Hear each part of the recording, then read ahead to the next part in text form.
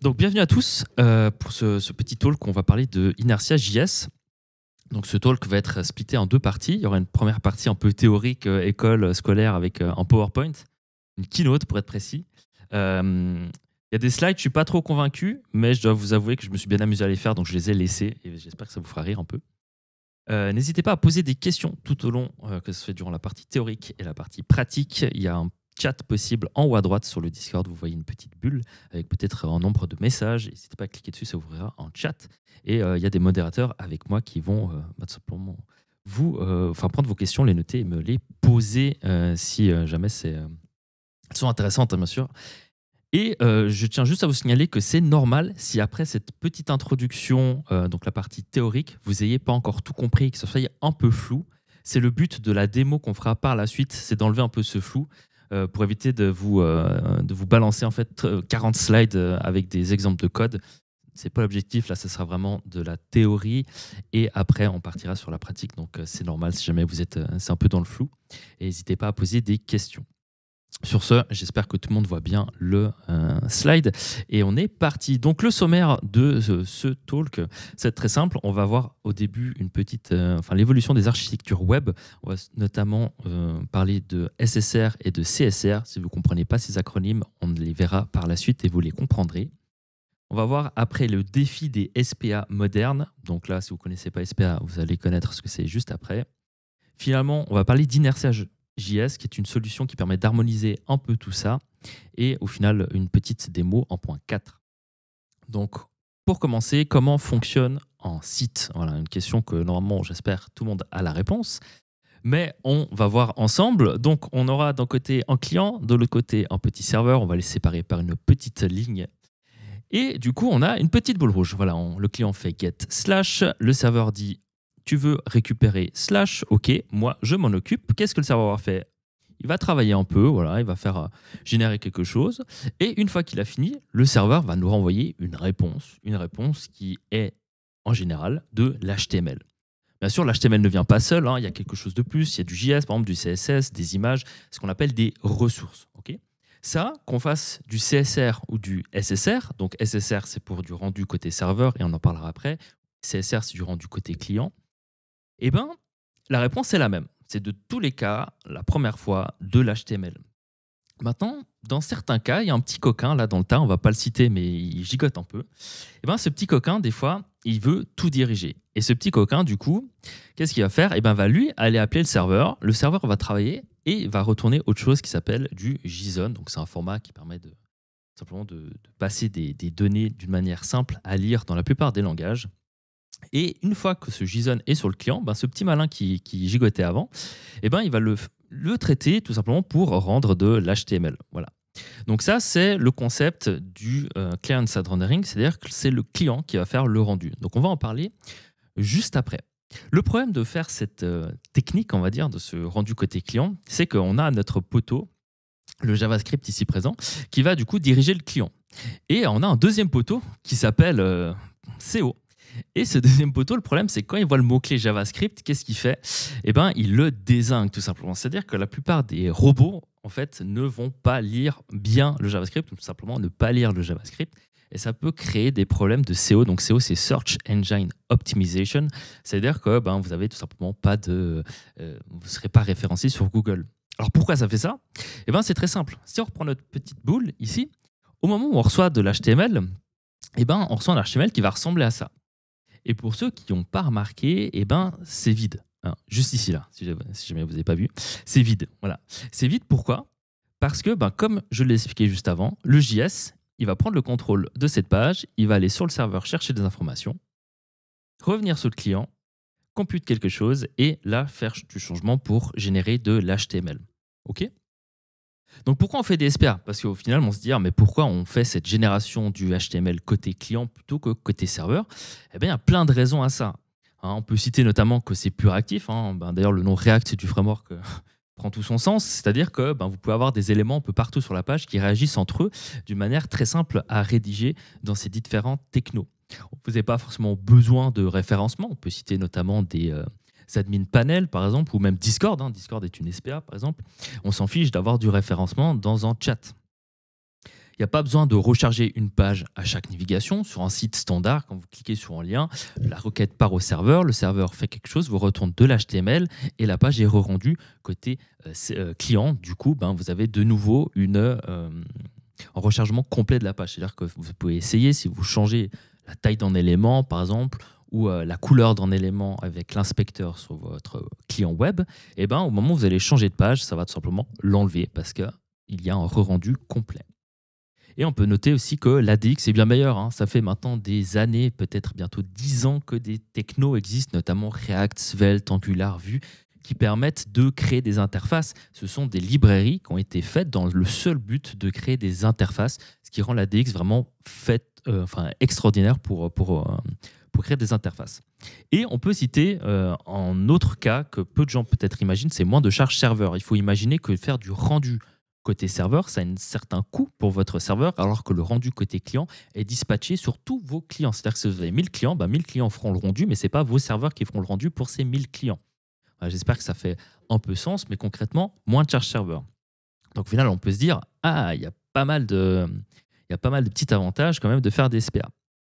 Mais il y a aussi des désavantages. Bon, si on oublie le côté SEO à côté, déjà, il faut souvent faire une API. C'est-à-dire qu'il faut avoir un endroit où votre client va communiquer pour simplement récupérer des informations. Il faut souvent dupliquer le routing. C'est-à-dire que le routing, c'est les URL. Vous devez avoir un routing côté API et un routing côté client. Et c'est souvent le même. Il va falloir également dupliquer les autorisations, sauf si vous faites super bien votre back-end. Je connais très peu de gens qui le font. Donc au final, si on reprend un peu on imagine là qu'on fait une SPA. À gauche, on a donc notre client. À droite, on a notre serveur qui va fonctionner en tant qu'API. Et on peut dire que côté client, on a un routeur, par exemple. On a un client HTTP qui va permettre de communiquer avec l'API. On va avoir de l'authentification, des autorisations et on va dire un peu d'interface de lui. C'est le concept du client. Côté serveur, déjà, on va se demander, est-ce qu'on fait une API REST? Est-ce qu'on fait une API RPC? Est-ce qu'on fait une API GraphQL? Ce sont différents types d'API. Là, déjà, on va se poser des questions un peu spéciales. Après, on va se dire, j'ai besoin d'un routeur, ok, j'ai besoin d'authentification, j'ai besoin d'autorisation et j'ai besoin de la gestion des données. Ok. Et là, je pense que la plupart d'entre nous, on a déjà joué à Among Us. Vous savez, il y a un petit jeu où on doit relier les câbles ensemble. Et on va faire pareil ici. Donc, on va relier le routeur avec le routeur, l'authentification avec l'authentification, l'autorisation avec l'autorisation. Et puis, on peut se rendre compte qu'il y a quand même pas mal de duplication entre les deux, en fait, entre l'app client et le serveur. Donc, on va se retrouver à dupliquer beaucoup de choses.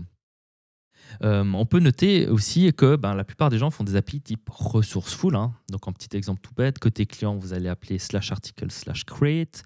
Et là, vous allez avoir, en arrivant sur cette page, votre client HTTP qui va aller chercher des informations simplement dans l'API.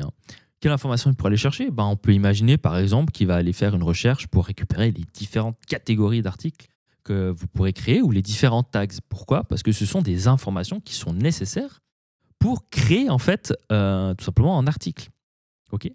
Le gros problème en fait dans tout ça, où je veux en venir, c'est que souvent, très souvent en fait, vous allez vous retrouver à faire des API type resourceful, comme on peut voir là, donc /catégorie, /tags, /articles, /user, etc.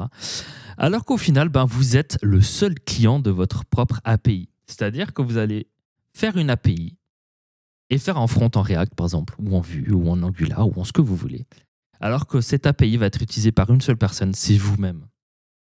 Donc vous allez vous casser la tête à dupliquer beaucoup de choses, gérer de l'autorisation des deux côtés, l'authentification des deux côtés, pour rien, parce que vous êtes votre propre client.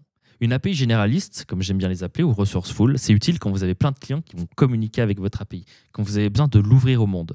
Mais au final, si vous faites une API que pour votre client, ça ne sert à rien de faire une API type généraliste. Ce que vous pouvez faire, par contre, c'est une API qui va directement rendre toutes les données nécessaires pour afficher, par exemple, pour créer votre article. Et c'est un peu dans ce principe-là que va Inertia. Donc, quelles sont les alternatives? Peut-être qu'il y en a qui l'ont eu en tête, mais il y a les frameworks de rendu. Alors là, ce nom va peut-être rien vous dire, mais en gros, dans les plus connus, il y a Next et il y a Remix, mais je n'ai pas trouvé de jolie icône, donc je ne l'ai pas mis. Donc ça, ce sont des frameworks un peu isomorphiques, c'est-à-dire que le code que vous allez écrire va tourner côté serveur et côté client également. Vous aurez un premier rendu côté serveur de vos composants Vue ou React, et après, vous aurez un rendu côté client de vos composants Vue et React. Mais au final, ces technologies, elles ont l'air bien, mais vous allez quand même... donc, il y a quand même des petits avantages. Déjà, il y a un rendu et tout ce qui est compute, donc calcul, qui est séparé. C'est-à-dire, par exemple, dans Next, vous allez déployer le calcul, le compute sur différentes lambdas. Ça va le faire automatiquement via Vercel, par exemple. Et ça va scale automatiquement, facilement. Et le rendu sera, lui, dans une sorte de thread séparé, hein, une autre lambda. Et du coup, ben, vous pouvez scale différemment, en fait, comme vous voulez, le rendu ou le compute. Si vous avez besoin de plus de compute parce que c'est compliqué, vous le scalez, alors que le rendu, pas besoin de le scaler, etc. Donc ça permet de scaler peut-être un peu plus facilement. Qu'est-ce qu'il est donc monté en charge, hein, donc là je le redis, scalable facilement, Edge, Lambda, etc. Mais ce qu'il faut se dire, c'est que ce genre de techno, c'est souvent pas complet en termes de fonctionnalités deep back-end. Hein. Par exemple, l'emailing, le queuing, ou l'authentification, ou le file upload, tous ces besoins que la plupart des applications ont, souvent vous allez vous retrouver à utiliser des services externes pour le faire. Par exemple, hein, on voit beaucoup de gens partir sur Auth0 pour l'authentification, ou je crois Clerk, ou des gens partir dans des services type je ne sais plus le nom sur Amazon, mais bref, Brevo, etc. pour l'emailing. Le queuing également, ça sera en ligne, etc. Et au final, vous allez payer 30 SaaS différentes pour sortir votre site parce que ces frameworks-là ne supportent pas en fait ces fonctionnalités back-end. Et on se retrouve rapidement, en fait, au final, avec une API et un framework de rendu. Parce qu'on se rend compte que le framework de rendu, il est cool, mais il ne permet pas de tout faire. Donc, on se retrouve avec, par exemple, un Next, ou un Nuxt, ou un Remix, ou ce que vous voulez. Et à côté, en Laravel, en Symfony, en Django, en Adonis, en Rails, etc. Parce que avoir un framework back-end, donc ce que je viens de citer, c'est quand même bien pratique. Et on se retrouve dans le même cas qu'une SPA, c'est d'avoir deux apps complètement séparées, une qui gère le rendu et une qui gère les datas. Et au final, à part le scaling, qu'est-ce que ça nous apporte? Est-ce qu'on a vraiment besoin de ça? Donc en gros, est-ce que ça ne serait pas possible de garder un framework back-end, mais avoir un rendu type front-end? Un peu comme ferait Nuxt, Next, etc. Mais avec toute la puissance qu'un framework back-end type Laravel, Rails, Django vous apporte. Voilà. C'est la question à se poser. Et c'est là que Inertia vient un peu combler ce petit gap. Et en résumé, Inertia, qu'est-ce que c'est du coup? C'est un protocole qui va définir comment un front-end et un back-end doivent communiquer entre eux. C'est complètement agnostique, vu que c'est un protocole, c'est-à-dire que n'importe quel front-end et n'importe quel back-end peuvent l'implémenter. Côté back-end, par exemple, il y a Laravel, Rails, Phoenix, Django, il y a du Go aussi, il y a du .NET qui le gère, il y a Adonis qui le gère. Côté front-end, on a par exemple Svelte, React, Vue, on a du Solid, et je crois qu'il y a d'autres gens qui sont amusés à faire des petits adaptateurs, et vous pouvez le faire pour vos propres technos s'ils n'existent pas encore. Okay, donc c'est complètement agnostique l'un de l'autre, et c'est ça qui est plutôt intéressant. En plus de ça, ça permet de créer du coup des applications web modernes, mais tout en gardant une architecture classique côté serveur. Pour ceux qui n'ont jamais fait de back avec Laravel, Django, Rails, Adonis, tout ça, ça ne va pas forcément vous parler, mais on va le voir avec l'exemple par la suite. Mais en gros, ça vous permet de garder, pour ceux qui ont déjà fait, donc de garder la structure d'une app Laravel, mais avoir un rendu fait en React ou en Vue, etc. Donc c'est plutôt intéressant. Et ça offre toutes les applications d'une application monopage, et ça on le verra bien par la suite, parce qu'au final, vous allez rendre une application monopage, mais qui est en rendu côté serveur et qui est dirigée par votre back-end. Donc c'est un peu le mix des deux. Vous avez tous les avantages d'une SPA, en plus d'avoir du SSR pour tout ce qui est SEO, et vous avez tous les avantages du back-end. Ok? Donc c'est plutôt pas mal.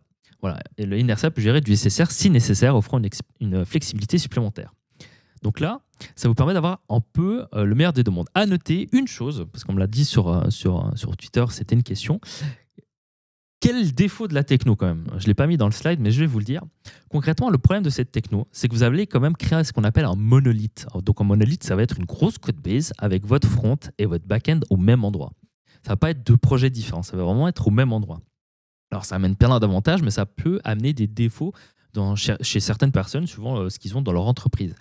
L'autre désavantage, c'est que du coup, vous allez avoir le rendu et le compute, donc les calculs, qui sont liés.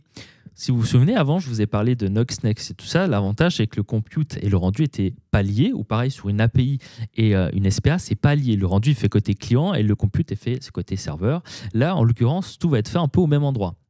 Si vous activez le SSR, ça c'est une chose à noter, si vous n'activez pas le SSR, vous avez la même chose qu'une SPA et qu'une API sans l'API, et c'est là où ça va être intéressant à regarder. Donc là, on va voir à quoi, tout simplement, Inertia ressemble avec un exemple que je vais tout de suite vous montrer. Donc, je vais couper la présentation et c'est normal si le share s'arrête, vous inquiétez pas. Est-ce qu'il y a déjà des questions à poser par rapport à cette introduction qui était très rapide parce que je voulais juste vous mettre un peu dans l'attaque du truc et après vous montrer un peu des exemples et une petite démo, quoi. On va à mon Discord. Ok, là, vous devrez voir normalement mon navigateur web.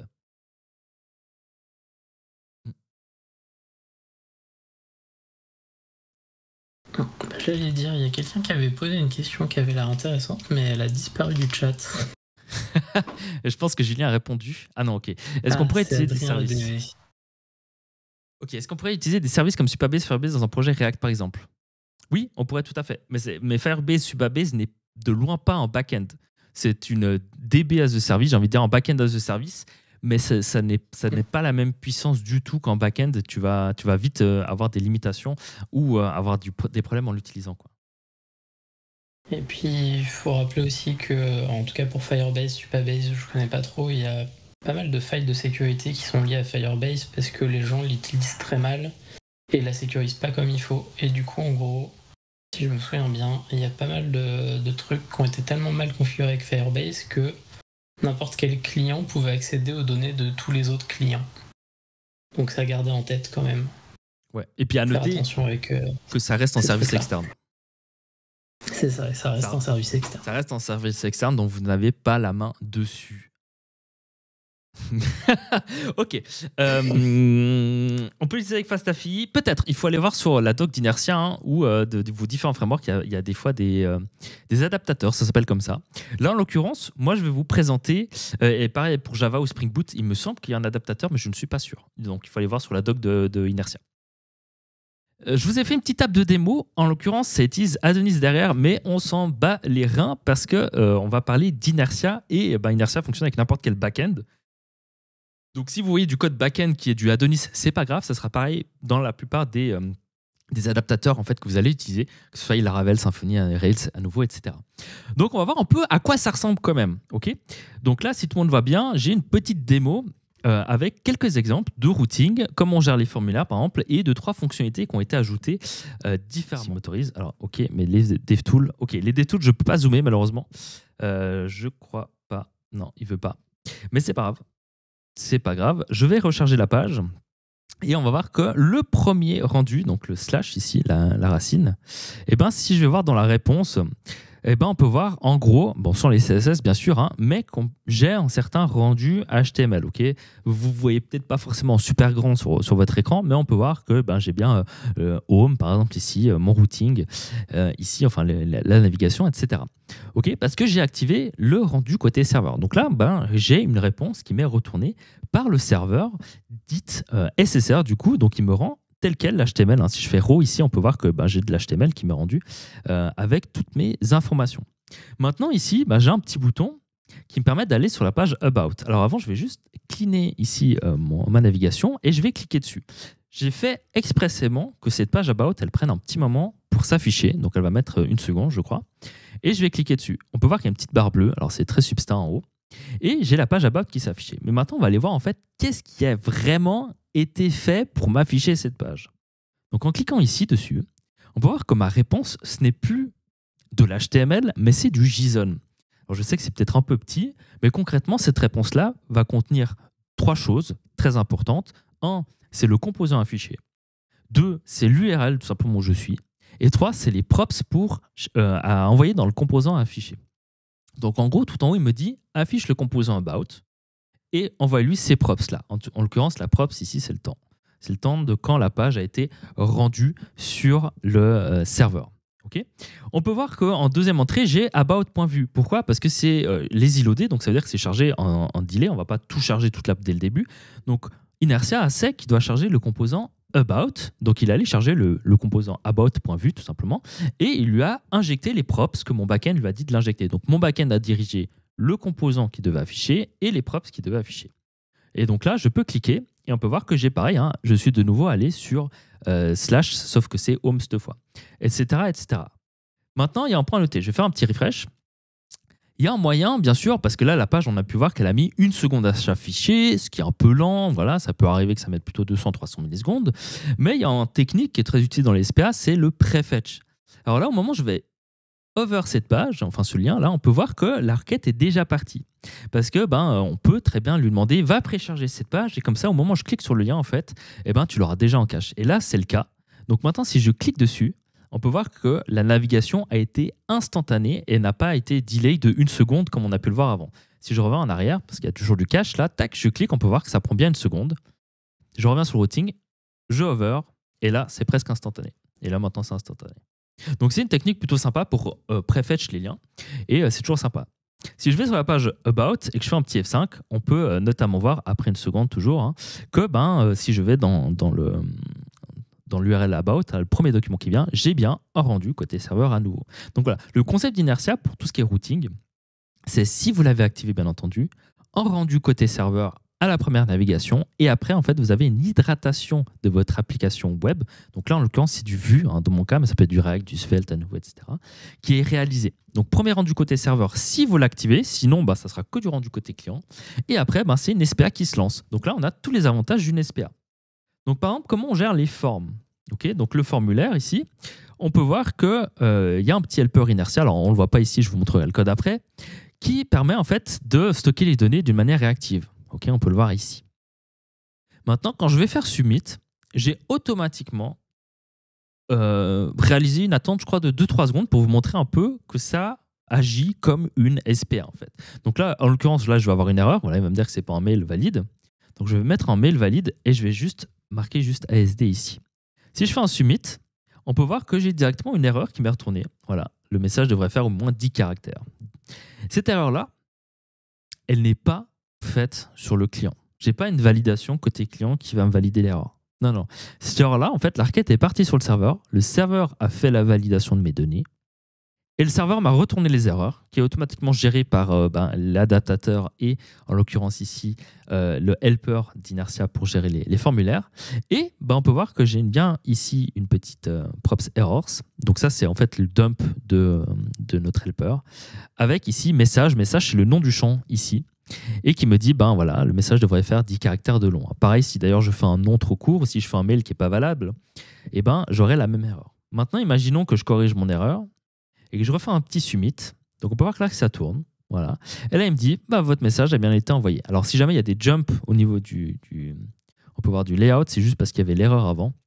Et sinon pas parce que il y a eu un refresh de la page. Si je fais un petit F5 et qu'on le refait de base, mais on va le faire correct.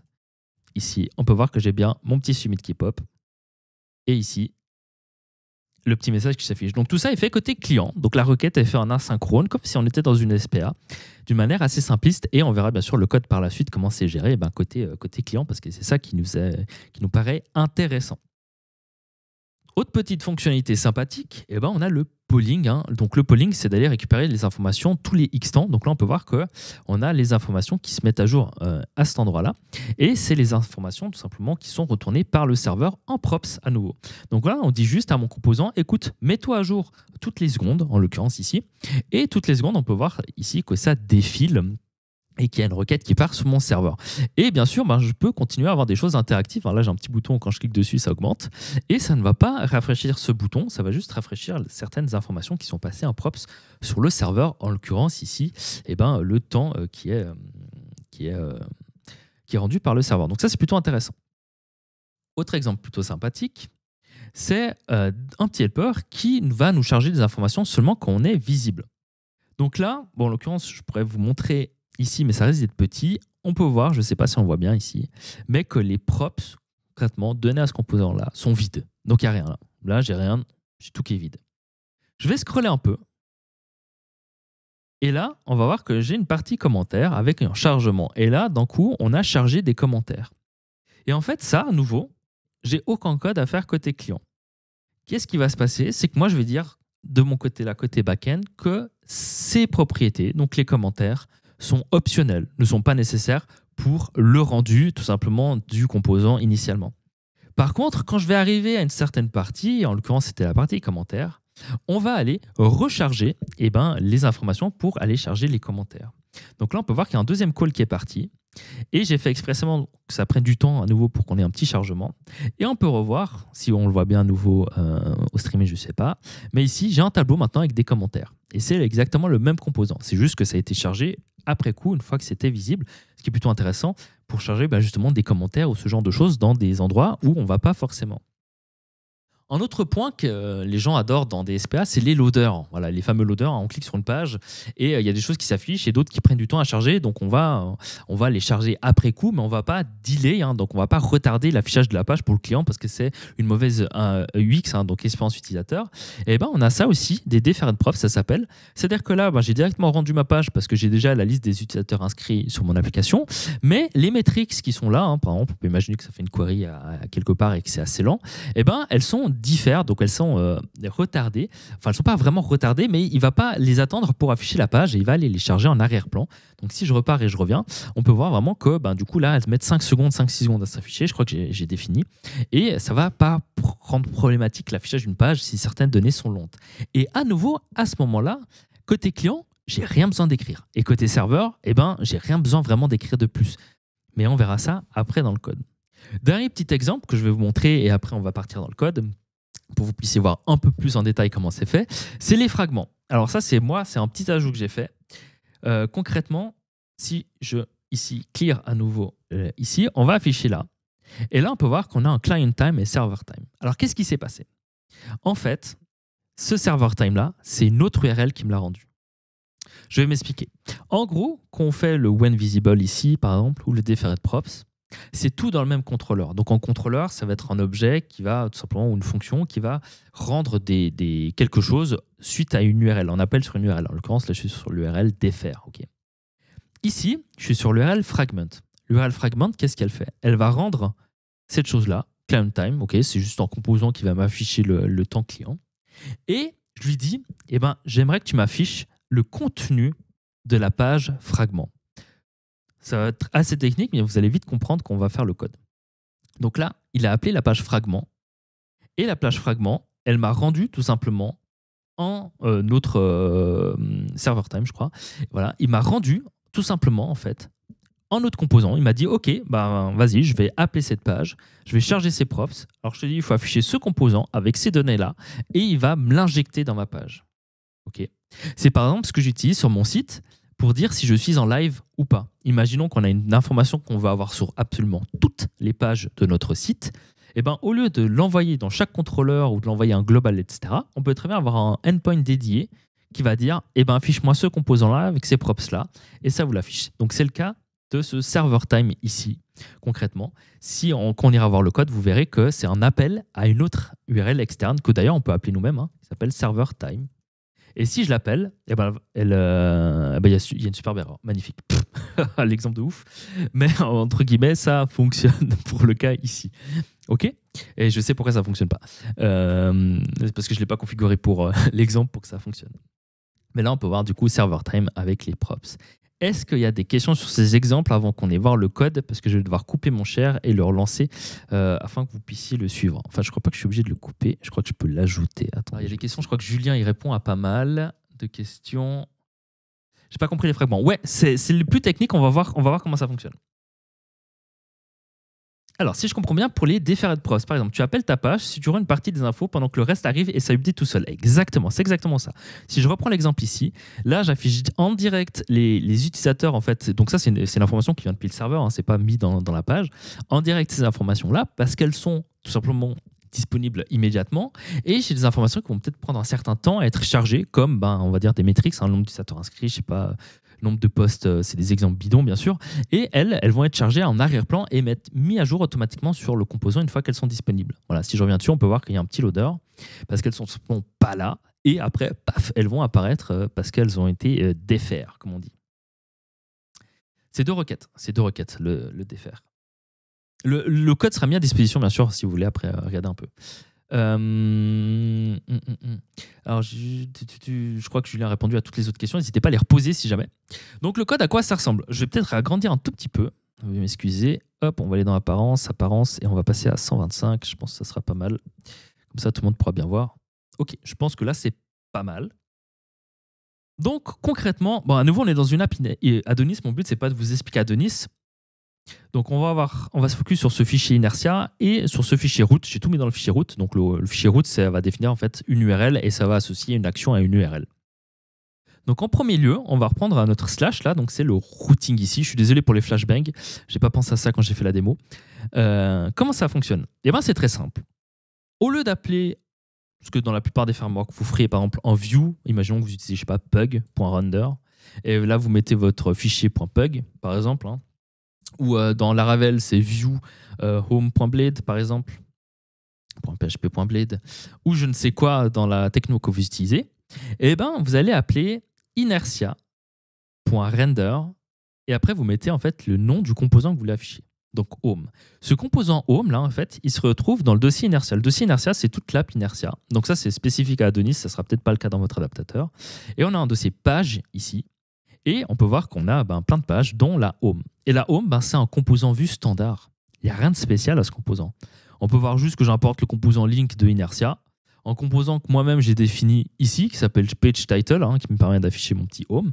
Mais le reste, c'est un composant vue complètement standard. Là, à tout moment, je me cale une ref. Voilà. Pour ceux qui ont fait du vue, vous voyez de quoi je parle. Je vais faire un petit count, égal, s'il veut bien faire mon égal ref 0, voilà, magnifique. Et puis je vais peut-être l'afficher ici, par exemple. Voilà. Puis je vais peut-être faire un petit bouton que quand je clique, ça incrémente ma ref. Et si je reviens sur ma page, je fais un petit F5 et là, j'ai bien mon incrémente qui fonctionne. Voilà. Donc là, j'ai vraiment un composant vue tel quel. Ça peut être un composant React, ça peut être un composant solide, ça peut être ce que vous voulez.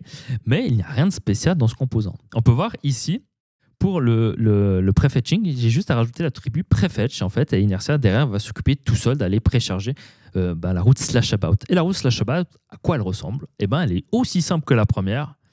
C'est la même chose, sauf qu'il y a un petit set timeout de 1 seconde juste pour vous montrer que c'était lent et ce qui se passait quand c'est lent. En l'occurrence, là, je passe ma props que je veux afficher du coup dans ma page about, qui est le server time.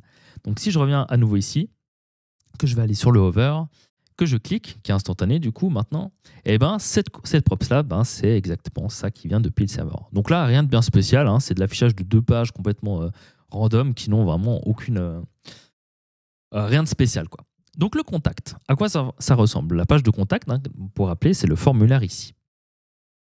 Est-ce qu'il y a déjà des questions ici? Mais dans le cas où tu prefetch, mais que tu ne vas pas sur la page about, ouais, ça va fetch des données qui ne servent à rien, exactement. Exactement. C'est ça. Ok. Donc le contact, pour afficher la page, je pense que vous en serez douté, il n'y a rien de spécial. Inertia.render, contact, voilà. C'est pareil qu'avant, là on a notre page contact. Et la page contact, à quoi ça ressemble? Alors à nouveau, un composant vue basique. J'utilise du coup useForm qui vient de Inertia, donc ça existe aussi pour React, pour Solid et pour tous les adaptateurs, c'est avec l'adaptateur. Je définis mes champs vides. Ici, je récupère les pages de la prof pour afficher les erreurs parce que c'est renvoyé dedans. J'ai une petite fonction onSubmit qui me dit tu vas poster mon formulaire sur /contact. Okay. Donc on garde un peu cette distinction quand même client-serveur. Donc là on se dit côté client, donc je vais faire un post sur /contact. Ça me paraît important parce qu'il y a beaucoup de gens qui sont assez perturbés quand on commence à tout mélanger. Et au niveau du template, franchement, c'est un composant vue standard. On a un petit VIF là qui nous dit est-ce que vous avez des flash messages? Okay, c'est le message qui dit ça s'est bien passé. Ici j'ai un vform error.name. Voilà, il vérifie en VIF si j'ai une erreur de name. Si oui, j'affiche la première. Là, j'ai un petit submit, prevent submit. C'est vraiment un composant vue standard. Pour ceux qui ont fait du vue, ça vous parlera. Un petit vmodel pour binder la valeur, etc., etc. Donc là, il n'y a vraiment rien de spécial. On peut voir ici que j'affiche un petit SVG. Si form processing. Voilà, donc c'est automatique, c'est gratuit, ils le fournissent. Ça permet de savoir quand le form est en train de tourner. Donc c'est le petit loader qu'on a vu ici avant. Si je submit, là, on a les erreurs qui s'affichent. Comment ça se fait? C'est parce qu'elles sont validées. Donc là, on va regarder le post. Le post, à quoi il ressemble? Je valide mes données depuis un formulaire, depuis notre validateur. Donc ça, c'est un truc Adonis, je ne vais pas forcément vous le montrer. J'attends 2 secondes juste pour simuler. Et après, j'affiche via, à nouveau, ça c'est une fonction d'Adonis, en flash message, mais vous avez pareil dans vos frameworks, que je lui dis c'est un success et je lui dis votre message a été envoyé. Si là, je mettais foobar, par exemple, que je sauvegardais, que je revenais ici et que là, du coup, je répondais je mettais correctement les infos. Je fais mon petit submit. Ici, on peut voir que j'aurais bien foobar en fait, qui s'affiche ici pour montrer vraiment que ça vient du serveur, il n'y a rien qui vient du client. Donc on peut le traduire facilement, etc. Et après, je fais une petite réponse. Pourquoi? Parce que on a l'habitude en SPA une API aura plutôt l'habitude de vous rendre en fait en code en statut 200, 204 ou une erreur 400. Pas dans le cas d'Inertia, parce qu'il faut se souvenir qu'on crée notre application comme si on faisait du rendu côté serveur, pas comme si on construisait une API. Donc, quand on fait du rendu compté serveur, après un post dans le formulaire, donc après un envoi dans le formulaire, ce qu'on va faire, c'est une redirection. Généralement, on vous redirige soit sur la page où vous étiez avant, qui est généralement le get de la même page. Par exemple, on peut get contact si on fait un post contact, ou sur une toute autre page. Par exemple, vous allez créer une ressource, je sais pas, vous créez un nouvel utilisateur, vous vous connectez, on va peut-être vous rediriger sur vos profils. Vous créez un article, on va vous rediriger sur l'article que vous venez de créer.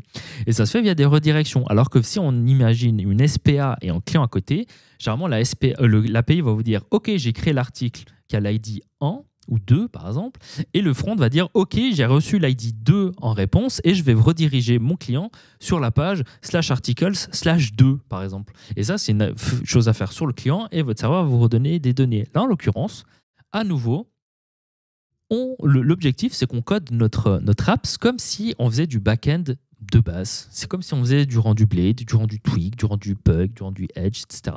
Ça ne parlera pas forcément à tous si vous n'avez jamais fait du code back-end de ce type-là, mais concrètement, ça parle à tous les autres. Le polling, donc ça, c'est des fonctionnalités qui viennent avec Inertia 2.0. Ça ressemble à ça. Rien de spécial, hein. À nouveau, on peut voir que je rends un composant qui s'appelle polling avec, à nouveau, ce temps serveur, là, on s'amuse bien. C'est plutôt côté client là que ça devient intéressant. Donc, comment ça fonctionne? Bon, déjà, je définis mes props. OK, c'est du vu standard, rien de nouveau. Et là, je lui dis, écoute, tu vas me faire un poll de ce composant toutes les secondes. Voilà. Donc, toutes les secondes, tu vas aller mettre à jour les props qui viennent du serveur, en fait. Et en plus, je me suis fait un petit use counter. Donc, c'est un petit hook pour faire tout simplement avoir incrément et count tout seul sans devoir le faire à la main. Mais il n'y a rien de spécial à nouveau, là. C'est un composant vu standard. On lui dit juste, mets-moi à jour toutes les secondes mon composant. Mets à jour surtout les props qui viennent du serveur, mon composant. Mais pas à jour tout, juste les props qui viennent du serveur. Okay, c'est aussi simple que ça. Et donc, si on revient dans la démo, c'est pour ça que toutes les secondes ici, ça se met à jour. Et que pourtant, mon compteur fonctionne très bien et ne se reset pas à chaque mise à jour. Okay. L'exemple qui suit, c'est le when visible. Alors, à quoi ça ressemble?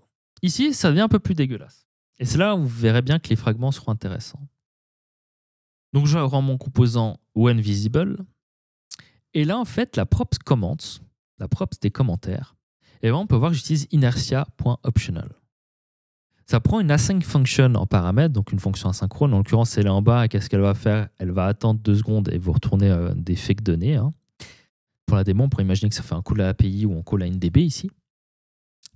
Ça commence à être un peu dégueulasse parce que vous allez devoir encapsuler un peu tous vos fetch qui sont lents dans des callbacks. Alors, ça peut plaire à certains, pas à d'autres, mais au final, c'est comme ça que l'API était designée pour le when visible. Et c'est là où vous verrez que les fragments, ça devient assez intéressant, qu'on verra le code, à quoi ça ressemble. Donc, le when visible, à quoi ça ressemble? À nouveau, ici, je définis des props. En l'occurrence, je ne les ai pas typés, mais c'est pas grave. À savoir que, là, c'est pour Adonis spécifiquement, vu que c'est du TypeScript des deux côtés, on pourrait dire que les props qui viennent d'ici sont en fait les props qui viennent de cette route. Comme ça, c'est type-safe de bout en bout et on n'est pas obligé de les redéfinir à 2 endroits différents, mais c'est en dehors du talk, c'est juste pour vous l'expliquer. Donc, je définis que j'ai des props qui s'appellent comments, mais qui est optionnel. C'est pour ça qu'il y a le petit point d'interrogation. Okay, c'est une syntaxe de vue à nouveau.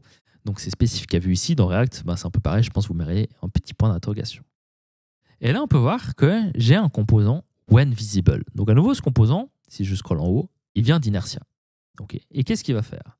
Il va dire, écoute, j'aimerais que tu me charges les données qui s'appellent comments. Donc, ce nom-là, c'est le même nom que mes props ici et c'est le même nom que les props que j'ai passés ici. J'ai un petit fallback, en l'occurrence pour quand il les charge, et une fois qu'elles sont chargées, il va m'afficher le reste de ce composant qui est ces choses-là. Donc là, j'ai accès en direct à mon composant. Donc là, j'ai mes comments, mon type any du coup. Je fais une boucle dessus et j'affiche l'image. Et c'est comme ça qu'on va charger seulement quand ce composant-là sera visible. En fait, on va aller charger les props qui manquaient au rendu initial. Elles manquaient parce qu'ici, je rappelle qu'on les a appelées avec inertia.optional. Et donc, si on revient à la démo, je vous la remontre à nouveau. Quand on scrolle, on a bien le loading qui s'affiche et les commentaires qui s'affichent. Donc, ça évite de charger trop de données si elles ne sont pas affichées directement à l'écran de l'utilisateur. À noter qu'on peut mettre un buffer, c'est-à-dire qu'on pourrait dire qu'on arrive, par exemple, au lieu de quand on affiche commentaire, okay, donc si je le réaffiche ici, on peut voir que commentaire, il y a un loading qui s'affiche et qui prend un certain temps. Je peux lui définir un buffer ici. Je vais lui dire buffer et je peux lui dire, par exemple, 500. Alors, je ne sais pas exactement les valeurs à quoi ça fait référence, mais si je suis when visible ici et que je scroll, là, il a déjà chargé mes commentaires, en fait. Et du coup, quand je descends, ils seront là. Okay, c'est assez utile quand vous faites des infinite scroll, par exemple. C'est là que vous allez scroller à l'infini parce que vous allez charger avant d'arriver au point de chargement les données. Et ce qui fait que ça donnera l'idée de, au fur et à mesure que vous scrollez, ça charge les données. C'est le cas au final. Et ça permet d'éviter d'avoir un petit loader. Okay, donc c'est plutôt intéressant. Si je scrolle vite, par contre, on peut voir que j'ai quand même le loading qui s'affiche. Donc le buffer, il est utile pour charger avant qu'on arrive au point de chargement. Voilà. Par exemple, si on lit un article, on peut faire un peu avant la fin et ça rend plus sympa. Ok, donc le optionnel ici va rendre ces props, les props qu'on a définis ici, je vois qu'il y a une question, commentaire, en fait, optionnel au premier rendu de la page. C'est-à-dire qu'au premier rendu, il ne va pas rendre commentaire, il ne va pas rendre comments. Il va les rendre seulement quand une autre requête part et qui dit maintenant je veux les comments. Okay, donc ça, à nouveau, c'est encapsulé dans le protocole qui est Inertia, où il y a des headers. Ça fonctionne avec des headers, hein, tout simplement. Donc suivant le header qu'il va recevoir, le backend sait maintenant, tu veux vraiment en fait les commentaires, donc il n'est plus optionnel et je vais te les rendre. Okay. Et du coup, les commentaires ne sont pas nécessaires. C'est une très bonne remarque de Néolectron. Les commentaires ne sont pas rendus côté serveur. Okay, si je fais un CTRL-U, alors à nouveau ça vous a flashbang, mais là si je cherche Romalance, qui était le nom d'un des commentateurs, hein, le mien, hein, au cas où si vous n'avez pas remarqué, on ne le trouve pas. Effectivement, les commentaires ne sont pas du tout rendus côté serveur. Okay, donc ça peut être utile aussi s'il y a des choses qui ne sont pas côté serveur et on s'en fiche. Voilà, on va utiliser les bons termes. Le défaire, donc pour rappel, le défaire, hein, c'est on affiche ce qu'on peut et on charge en asynchrone, en arrière-plan, des props qui peuvent prendre plus de temps à s'afficher, notamment ici des metrics. Alors à quoi ça ressemble ? Ici, si j'ouvre ma route défaire, on peut voir que je rends ma vue qui s'appelle défaire à nouveau avec deux entités ici. La première, user, donc là c'est un tableau d'utilisateur, il n'y a que moi dedans en l'occurrence, et du coup c'est rendu en instantané, on pourrait imaginer que ça vient d'un call de l'ADB. Et comme pour le OneVisible, ici on a un petit inertia.defaire qui va dire écoute, ces props là, elles prennent du temps à charger, donc rends déjà la page et je te renvoie la requête avec les données une fois qu'elles sont là. Le concept, c'est ça. C'est-à-dire que par rapport au OneVisible, qui va rendre la props comments seulement quand on les redemandait par la suite, lui, il va travailler en arrière-plan et vous rendre, dès qu'il l'a à disposition, la propriété demandée. Okay, c'est un peu la différence entre les deux. La distinction, elle est assez fine, mais elle existe quand même. Et côté client, à quoi ça ressemble ? À nouveau, ici, un peu comme le OneVisible, on se retrouve du coup avec une définition de props. User, lui, il sera de toute façon là. Donc on le met. Metrics, lui, il est optionnel parce que de base, il sera vide. De base, il sera vide parce qu'il y a le temps de chargement. Et ça ressemble un peu au OneVisible par rapport au deferred. Ici, on dit, écoute, c'est les data metrics ici qui sont deferred. Et j'ai mon petit fallback. Et une fois que tu les as, tu vas me les afficher. Et on peut le voir ici que je l'ai deux fois, du coup, pour tout simplement mes deux chargements à droite et à gauche. Si je rouvre la page, on peut voir que j'ai deux chargements à droite et à gauche ici. OK. C'est comme ça fonctionne. En gros, ce qui se passe, c'est qu'il y a vraiment deux chargements. Donc, on demande comment il sait qu'il doit mettre à jour. Il y a deux chargements. Si je rouvre ici le Network Tab, donc à nouveau, je suis désolé, c'est un peu petit. Hein. Je fais un petit F5. On peut voir que là, il y a une requête qui est en suspens. Ici, celle-là. On peut voir que j'ai aucune réponse qui est affichée. Et là, j'ai les réponses. Donc, en fait, il va directement faire deux requêtes. C'est-à-dire qu'il va afficher en premier lieu la page. Là, en l'occurrence, elle est rendue côté serveur, en plus, ici. Donc, il affiche une fois la page. Et en même temps, il a une deuxième requête qui est en attente et qui, elle, ne va pas rendre de l'HTML, mais du JSON directement, en fait, qui va rendre les metrics une fois qu'elles sont à disposition. Okay, donc, on a une deuxième requête complètement en attente qu'on peut voir ici. Elle n'est pas finie, elle est en attente. Et une fois que c'est fini, ça va nous rendre les informations une fois qu'il a accès à disposition. Okay. Donc, ce n'est pas un stream exactement, mais ça rend du JSON, ça ne rend pas de l'HTML. C'est ça qu'il faut savoir. Voilà. OK. Et on va passer aux fragments. Donc, c'est le plus technique, je pense. Les fragments, ce n'est pas dans Inertia. C'est moi qui l'ai rajouté. C'est pour vous montrer un peu la puissance de la chose. Donc, le fragment. Et après, ne vous inquiétez pas, je réponds à toutes vos questions. Hein. C'est comme ça sera plus simple si on les met tout à la fin. Donc, pour afficher la page fragment, rien de bien nouveau. Hein. Voilà, on rend le composant fragment. Et on ne va pas ouvrir le derrière, on va aller voir d'abord à quoi ça ressemble. Donc ici, à nouveau, une page très standard. Hein. On peut voir que j'importe quelque chose. J'importe 2-3 composants. Ce n'est pas très important. J'affiche notre client time ici. OK. Donc, si je retourne dessus, j'ai bien mon client time qui s'affiche. Pour ceux qui veulent savoir pourquoi il y a un petit client only, ce qu'il faut savoir, c'est que quand on fait du rendu côté serveur et du rendu côté client, le problème, c'est qu'il faut que l'HTML des deux côtés soit équivalent. Okay, c'est-à-dire que quand l'application va être réhydratée, hein, donc c'est le concept, c'est qu'on fait déjà un premier rendu côté serveur. Puis après, le terme exact, c'est réhydrater. C'est-à-dire que l'application va en fait charger par-dessus votre HTML avec des données qui lui sont données. Et à ce moment-là, Vue, React, Solid ou autre, va faire un comparatif entre l'HTML qu'il a déjà et les données qu'il a à disposition. Et en l'occurrence, si ces données ne sont pas exactement les mêmes, on aura une fameuse erreur que beaucoup de gens ont rencontrée quand ils ont utilisé Next, Nuxt, etc. C'est Client Iteration Mismatch. Voilà. Pourquoi ? Parce que, en fait, si j'enlève ce petit client only, au premier rendu, donc le rendu côté serveur, cette date-là aura une certaine valeur, la date de quand la page a été rendue sur le serveur. Et une fois côté client, qu'on va réexécuter le même code, j'aurai une autre date, j'aurai la date de quand le code a été exécuté côté client. Ça fait sens. Et là, il y a un mismatch dans les deux HTML générés. Celui sur le serveur, j'ai une date qui a par exemple le chiffre 2, et sur le client, une date qui a le chiffre 3. C'est problématique, il ne peut pas. C'est pour ça qu'il faut dire, ce bout de code ici, tu vas me le rendre que sur le client et pas sur le serveur. Okay. C'est un peu le même problème quand vous avez des choses aléatoires qui s'affichent en nombre aléatoire, par exemple, parce qu'il faut vous dire que votre code sera toujours exécuté 2 fois.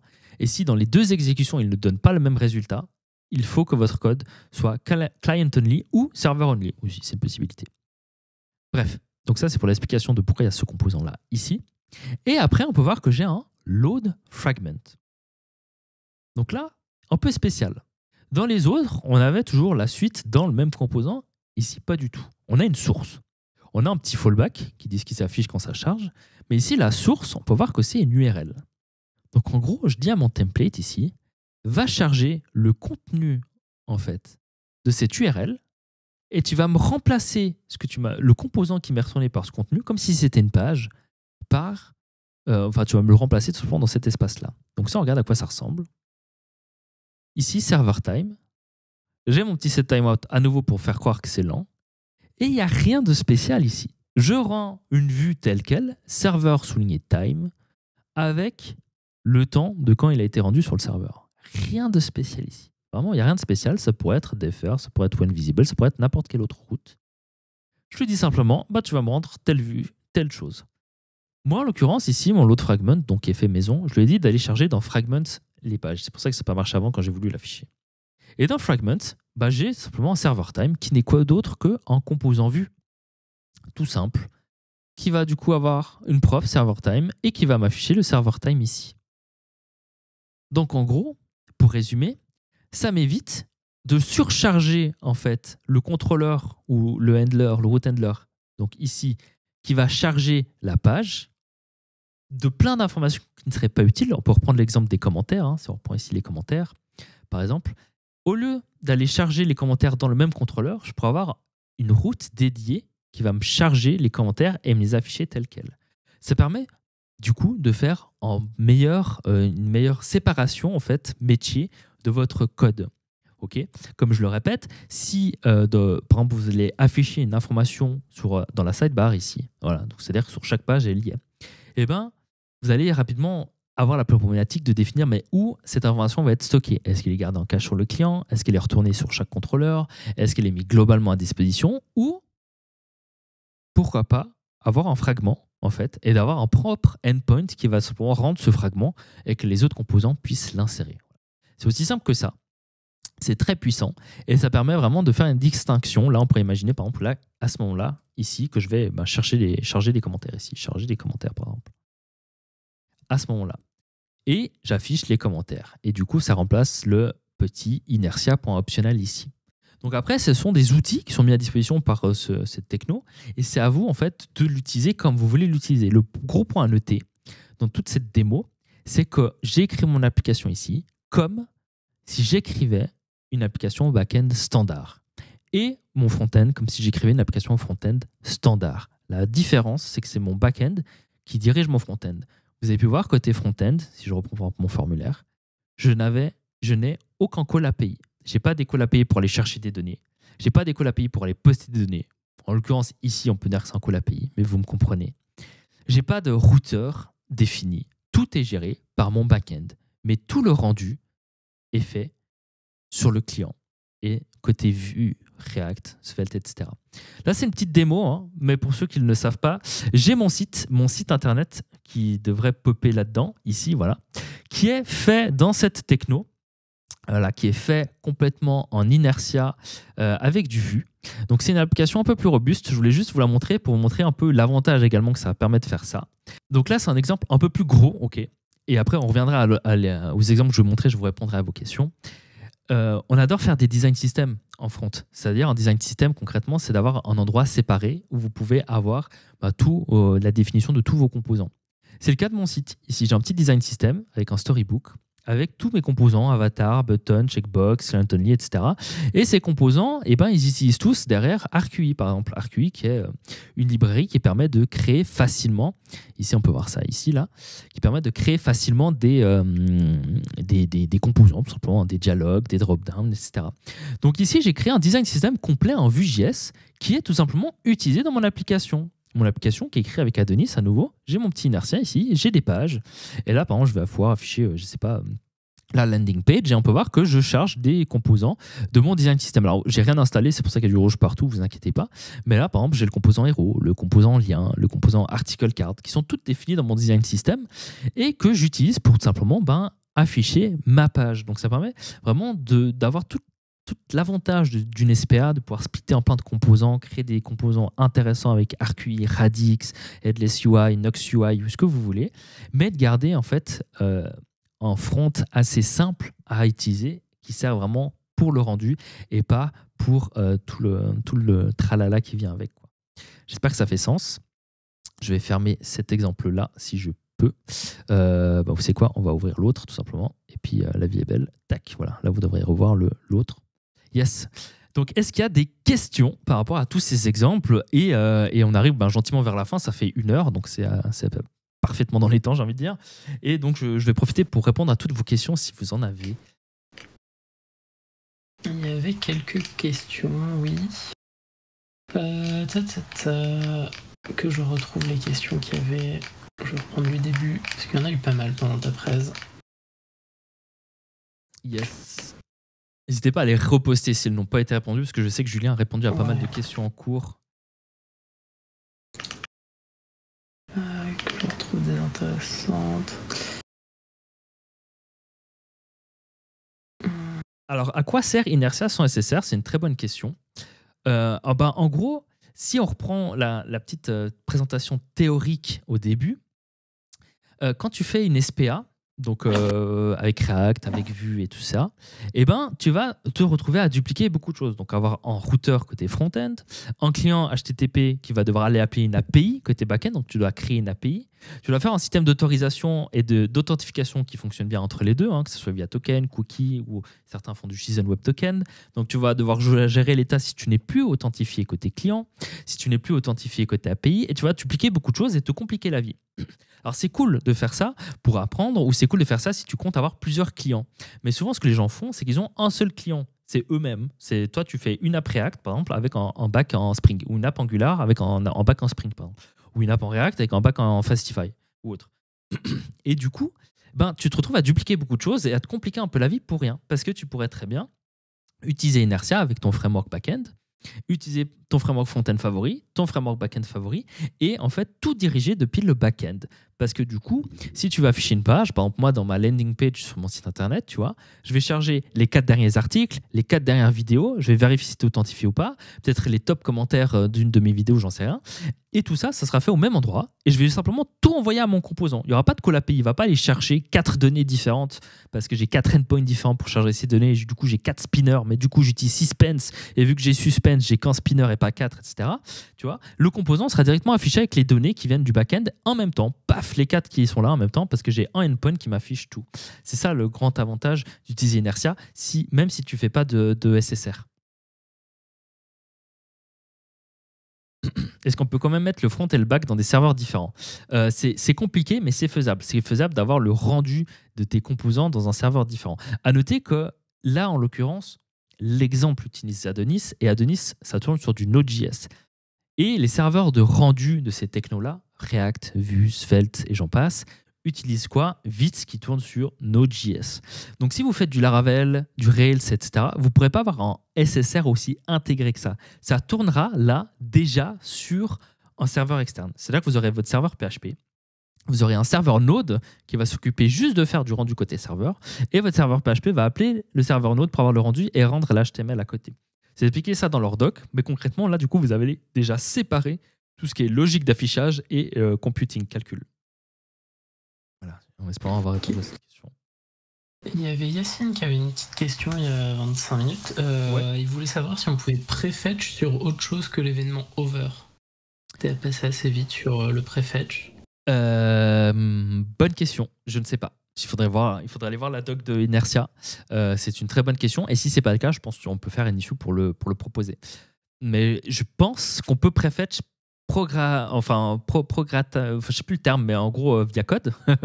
Par contre, je sais pas si on peut prefetch autrement, mais je verrais pas un autre usage que de prefetch en code ou en hover. Mais il me semble que par code on peut. Il y avait des questions qui avaient l'air d'être un peu liées au type safe, de savoir comment faire pour que ce soit type safe. Ouais, très bonne question. Les props, les composants.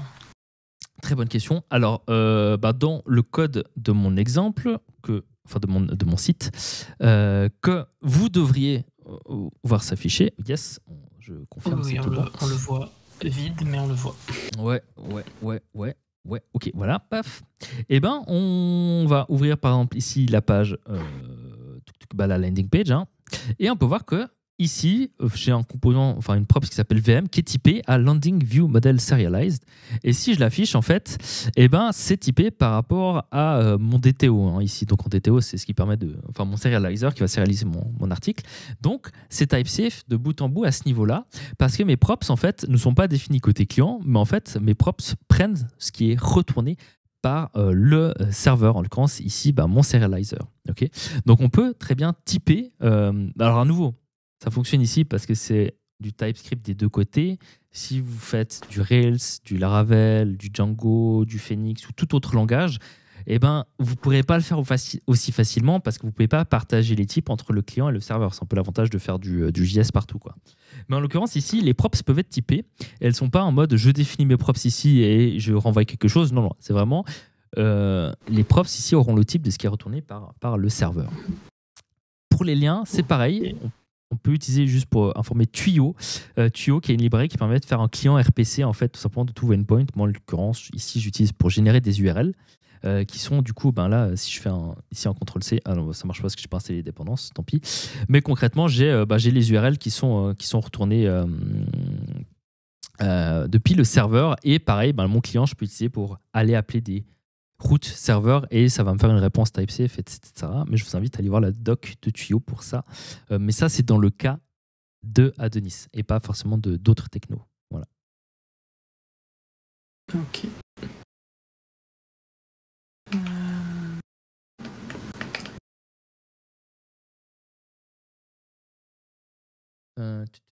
Voilà, la liste des adaptateurs a été fournie dans le chat. Hein, c'est inertiajs.com/community-adapters au pluriel si jamais.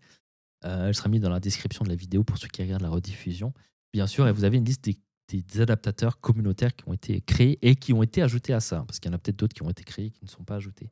À noter.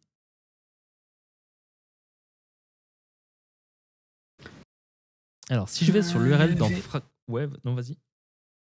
Il y avait Neo Electron et Gappoto qui se demandaient un peu comment fonctionnait le UsePoll et s'il venait bien de Inertia. Je suppose que oui.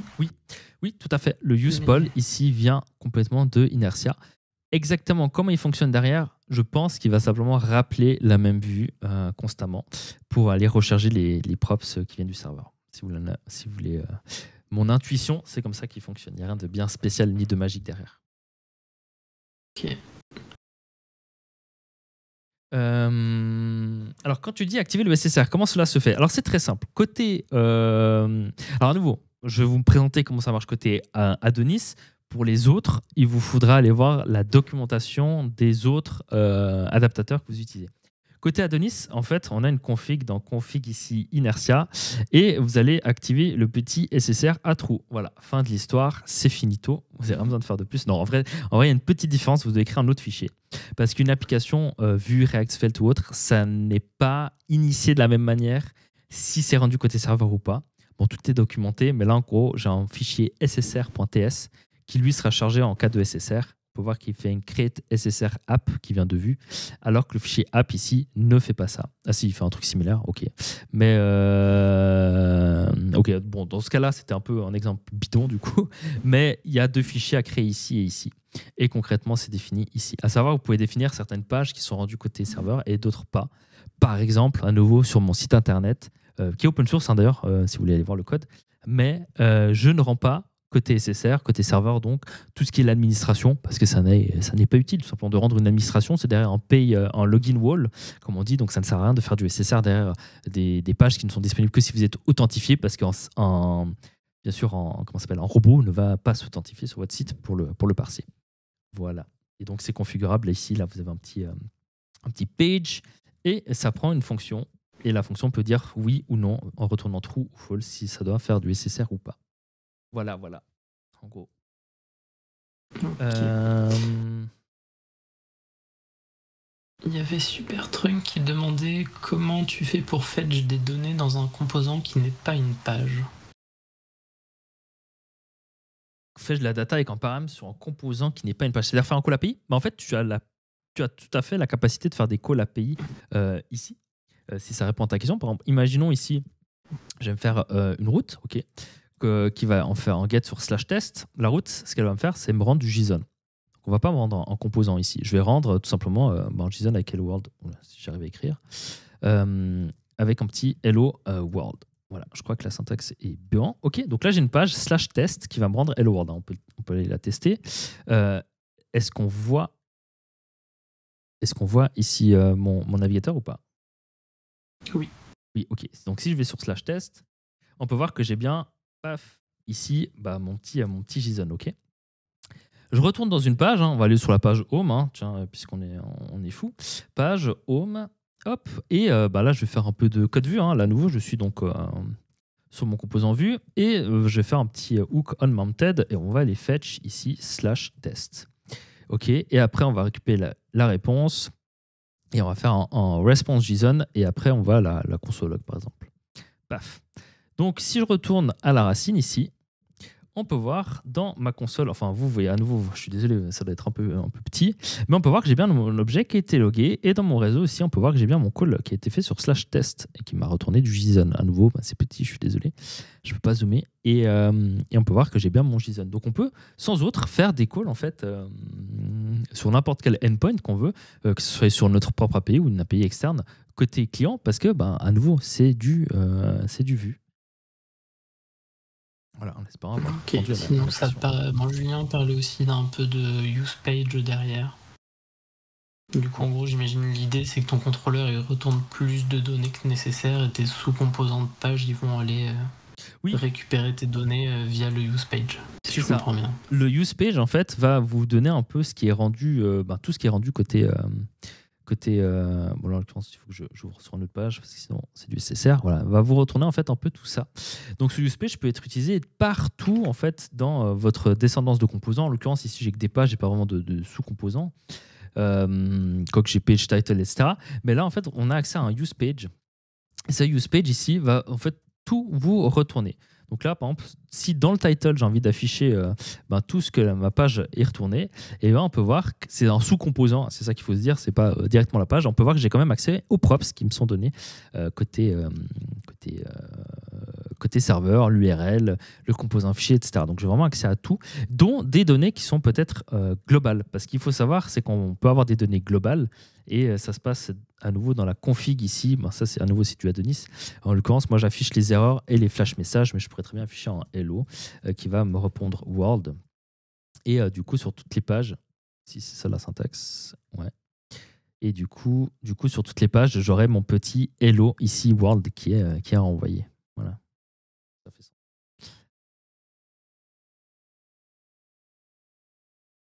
Pop.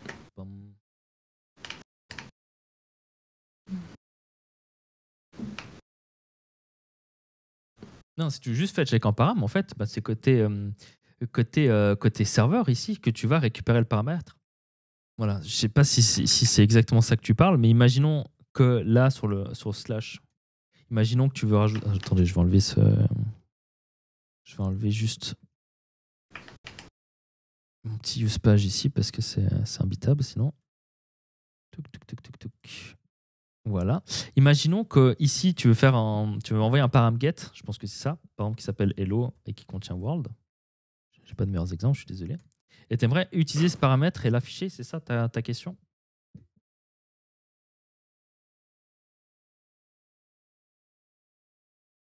Le front, c'est une app vue basique, tout à fait. On peut utiliser n'importe quelle librairie vue sans problème. Sur mon site, j'utilise ArcUI, par exemple, sans problème. Vraiment, aucun problème. Là, j'utilise Tailwind, par exemple. C'est pas vraiment une une librairie d'UI, mais de CSS aussi qui fonctionne très bien.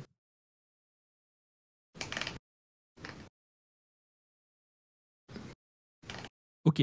Alors, j'ai compris, Supertruck, ta question, mais en fait, ça, c'est plus. Je pense que tu n'as pas l'habitude de faire des apps côté serveur, parce que concrètement, en fait, imaginons que je vais afficher un user. Ici, je vais faire /users/2.id. En fait. Et ça, bah là, je vais avoir les informations dans mon dans mon handler. Attendez, j'ai fait une petite faute de frappe là, c'est un égal. Je vais arriver. Voilà, je le fais de cette manière-là, en fait, tu vois. Et ici, je vais récupérer les paramètres. Et là, on pourrait très bien faire que je vais afficher l'ID, je vais aller chercher l'utilisateur en base de données. J'en ai pas besoin ici. Je vais rendre user.show, par exemple, avec l'ID du param ID. Là, en l'occurrence, je vais juste rendre l'ID, params.id. Et là, j'ai l'ID de l'utilisateur côté serveur. Donc là, si je vais, c'est quoi? Sur /users/id. Paf, là, on peut voir que j'ai bien l'ID 1. Si je mets 54, j'ai bien l'ID 54. Si je mets un nombre extrême, j'ai bien ce nombre extrême, en fait. Donc là, après, moi, avec cet ID, rien ne m'empêche ici d'aller fetch le user dans la DB, parce que là, je suis de mon côté, back-end, donc je peux faire exactement ce que je veux. Je le stocke dans une variable user, etc. Bon, c'est un seul user, du coup.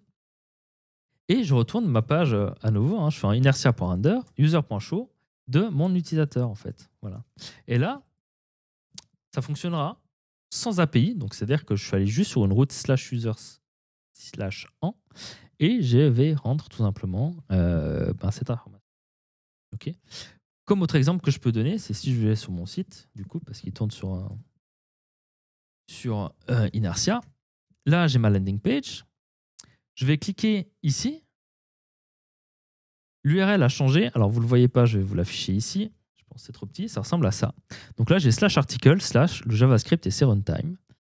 Et ça m'a retourné l'article. Parce que côté serveur, à cet endroit-là, je suis allé charger l'article en base de données. Je l'ai peut-être parsé. J'ai fait des actions à droite à gauche. Je suis allé chercher d'autres informations, l'auteur de l'article, etc. Et j'ai fait un inertia.render de mon composant qui va afficher l'article avec toutes les données qu'il a besoin. Voilà, je ne sais pas si ça répond à la question du coup.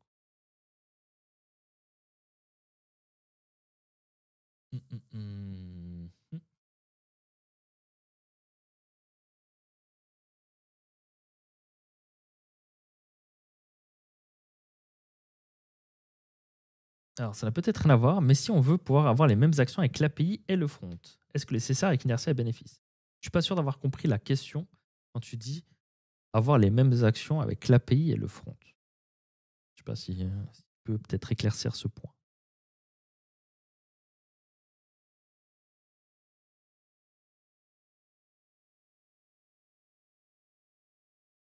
Mais comment Inertia peut marcher sans SSR? Je suis désolé, mais je comprends pas. Est-ce que ça a répondu? Est-ce qu'on a répondu? Oui, on a répondu, je crois, à ta question. N'hésitez pas à les reposer. Hein. Si jamais il y a des questions qui ont été loupées, il y a eu beaucoup de messages, j'ai vu. N'hésitez pas à les copier-coller à nouveau hein, si on n'a pas répondu à vos questions.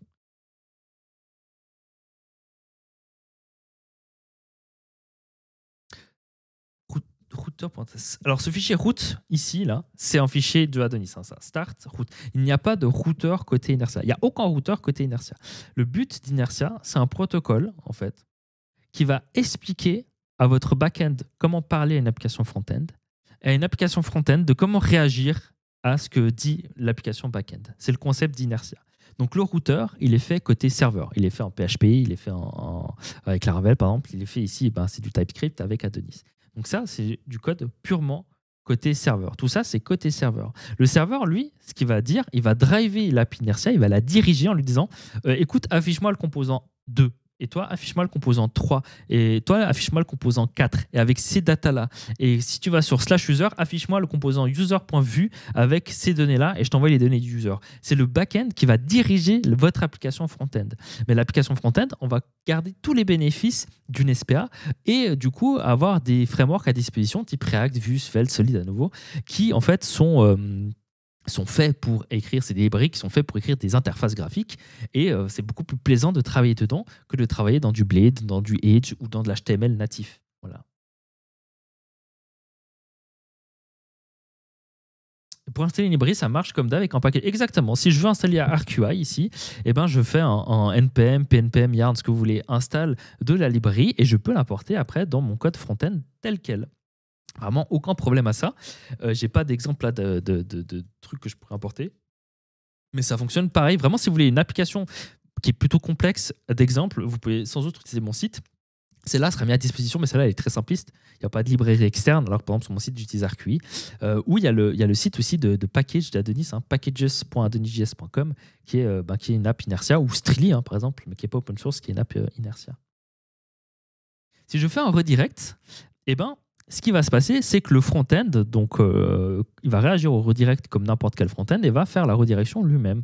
C'est le cas ici, si de /contact, quand je fais un post, je redirige sur la route back. On peut faire un exemple. Si ici, je vais faire une route, que je vais appeler redirect, ça va être une route get, et la seule chose qu'elle va me faire, c'est me rediriger l'utilisateur. Donc à nouveau, ça c'est du code côté back-end, et je vais le rediriger, alors pas sur tout route, mais tout path, en l'occurrence ici, je vais le rediriger sur la home page. Et je vais faire que sur ma page about, ici, je vais avoir un petit lien qui va aller sur /redirect. Et en l'occurrence, ici, lui, je vais le faire en bleu. Oula, texte, hop, blue 500. Je vais y arriver, blue 500. Hop, voilà. Donc je vais retourner, alors pas ici, sur mon petit composant. Tac, on enlève ça. Je vais aller sur ma page du coup about qui est ici. Et là, j'ai click here to go to the home page. Donc en vrai, ce lien-là, on le voit un petit peu en bas à gauche, ça va aller sur /redirect. Mais quand je vais cliquer dessus, je suis sur la home page. Parce qu'au final, le flow, comment ça s'est passé, c'est que mon composant est allé sur /redirect. Il a reçu une requête 302, une réponse 302, qui veut dire redirection, qui lui a dit redirige sur /, donc la home page. Et là, qu'est-ce qu'il a fait? Il allait charger la home page. Il suit la redirection sans problème, le front-end. En fait, c'est son rôle. C'est comme ça que fonctionne le HTTP de base. En fait, il va suivre tout seul la redirection et il m'a affiché la page home. Alors, la variable inertia ici, ça vient du contexte HTTP. Ça, c'est propice à Adonis. Dans d'autres frameworks, ça sera différent. Mais ça, c'est parce que c'est du Adonis et ça ressemble à ça. Ça vient ici. Ici, on a plein de trucs à disposition sur Adonis. On a tout ce qui est authentification, logger, param, rootkey, la session, les vues, etc. Mais ça, c'est propice à Adonis et on fera peut-être un autre talk sur Adonis. Donc, je ne vais pas aller entrer trop dans les détails ici. Du coup, ça n'a pas de sens de faire React Router et Inertia. Ouais, vas-y. Il y avait Adrien qui demandait s'il y avait moyen de faire des transitions avec Inertia entre les différentes pages. Et plus loin, j'ai une réponse de Zizako qui dit que c'est possible avec des événements à écouter pour faire les transitions. C'est ça. Il y a plein d'événements à écouter, il y a des API à disposition, il y a même la Vue Transition API. On peut noter, si je fais un petit S5 ici, quand je clique là, on peut voir qu'il y a un petit, alors je ne sais pas si on le voit bien, mais un petit trait bleu en haut là. Ça, c'est par exemple une des transitions. C'est une des transitions qui est de base. Quand on va charger une page, c'est ce trait bleu. Voilà. Et il y a moyen d'avoir plein de transitions différentes en fade, par exemple, en fade in, fade out, etc. Donc oui, c'est tout à fait possible. Et c'est tout à fait possible d'avoir que la partie ici, qui est la page, en fait, parce que ça, c'est dans le layout. On n'a pas vraiment parlé, mais ça, c'est un layout qui est rendu. Donc oui, c'est tout à fait possible. Et pour reprendre ce que dit Néon, juste, effectivement, ça n'a pas de sens d'avoir React Router et Inertia, parce que le router, c'est ton back-end. Il n'y a pas de router, du coup. Il y a Julien qui te dit, parle de Infer Page Props, nom de Dieu. Infer Page Props, c'est un peu ce qu'on disait avant. Si je vais aller... Tac. Écoutez, je vais refaire un endpoint. Ouais, mais je suis obligé de faire un contrôleur, Julien, non? Tu m'embêtes, là? Non, je vais pas parler de ça. Mais en gros, Infer Page Props, c'est un helper. C'est un helper, je suis obligé de faire un contrôleur pour ça. Je vais le mettre là. Ah, c'était alors. Ok, mais c'est pas grave. Infer Page Prof, c'est un petit helper. Bah, à nouveau, ça vient d'Adonis, qui nous permet en fait de dire le nom d'un contrôleur ici. Bah, j'ai pas de contrôleur, donc je vais pas pouvoir faire vraiment l'exemple. Mais imaginons, on est sur quoi? About controller, voilà. Et ici, le nom de la méthode, en fait, en render. Et ça va inférer directement les props. Alors là, en l'occurrence, sur Vue, c'est con parce que je la set ici, hein, mais on peut imaginer sur du React, on a une fonction qui s'appelle about avec des props. Et on le mettrait plutôt ici. Bon, nous, voilà, je suis en train de mixer deux frameworks, hein, mais j'espère que vous me suivez un peu.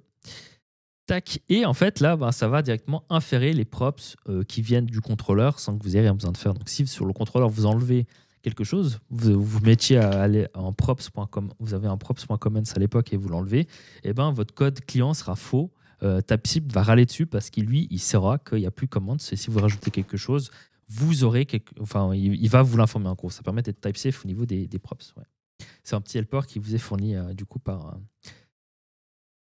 Adonis. Voilà. Mais ça, c'est à nouveau. C'est seulement si vous êtes dans un langage TypeScript côté back-end. Hein. Si vous faites du Laravel, je reprête, hein, mais du Rails, du Django, vous n'aurez pas ça parce que vous ne pouvez pas partager l'étape entre les deux. Quoi.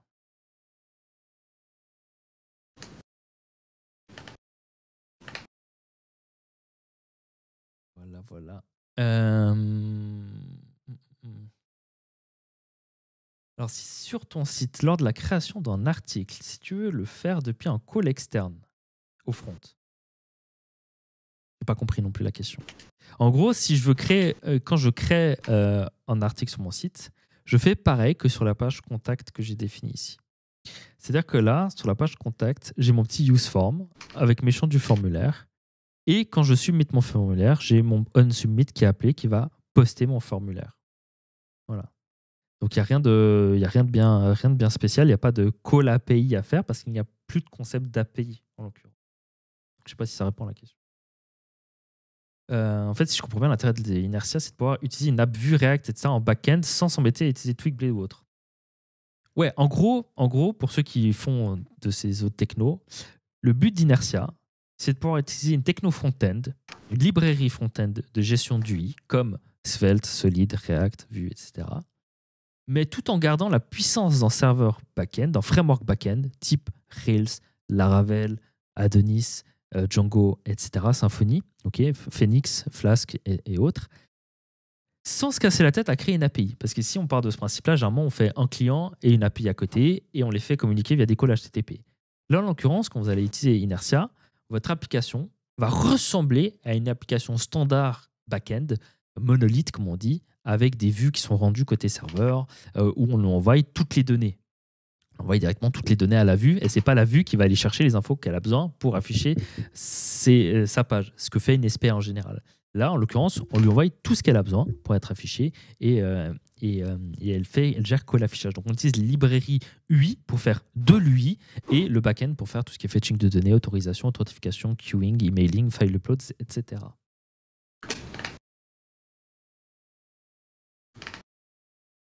Ça permet d'avoir le feeling d'une SPA, comme certains disent, sans devoir coder une SPA et une API à côté. Il ne faut pas penser à une API.